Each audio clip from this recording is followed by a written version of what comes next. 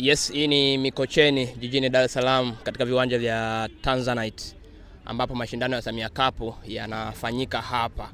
Tayari mtengeneza maudhui na mchekeshaji Mwanya tayari kashafika hapa kwa ajili ya kushuhudia mtanange kati ya Fayene FC dhidi ya Paten FC. Brother, mambo vipi? Shwari. Wema? Kwema kabisa. Mambo anaenda? Mungu anasaidia, Mungu ni mwema. Mapema sana. Wewe ni team Fayene, team Paten? Paten mimi nashabikia marafiki zangu tu yani. Fayene hao mimi hapana, siwatambui. Kwa hiyo mimi mwanao sana. kwa mimi nashabikia team Paten. Paten bana, leo katutangazia kocha msemaji la Young Africans Ali Shaban Kamwe. Wewe binafsi una imani naye? Ni mtu wa mpira, anaujua mpira vizuri. Kwa hiyo pia ana experience. Nafikiri hata msimu mwaka jana pia alishiriki. Kwa hiyo ni swala ambalo nafikiri ni la uhakika. La uhakika timu itapata matokeo, maelekezo atakuwa maelekezo ambayo yamenyoka, sio maelekezo ya kuungaunga. Ni mtu ambaye anaujua mpira, yes.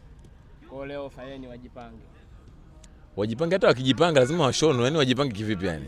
Yaani lazima wapigwe, yani wajipange, wasijipange wavurugane, watajua wenyewe.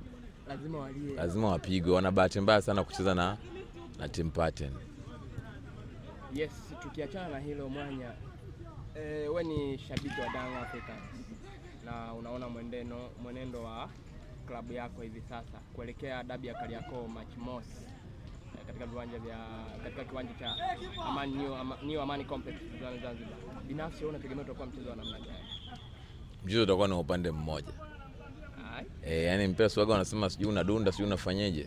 Kwamba matokeo matatu. Mchezo utakuwa ni mchezo wa upande mmoja, kwa maana na matokeo yatakao kuwa ni matokeo ya aina moja kwa timu moja ambayo ni Yanga. Yaani Yanga lazima tu itashinda. Yanga itacheza sana mpira. Shot on target zitakuwa ni nyingi sana kwa upande wa Yanga.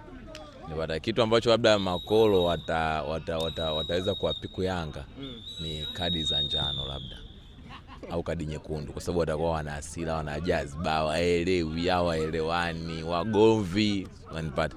Lakini kwenye swala zima la matokeo chanya, basi klabu ya Yanga lazima itapata matokeo chanya, sababu imekuwa ina muendelezo mzuri wa kufanya vizuri. Maelewano ni makubwa sana baina ya wachezaji wageni na wachezaji wenyeji. Binafsi mbio za ubingwa wa ligi kuu unazionaje?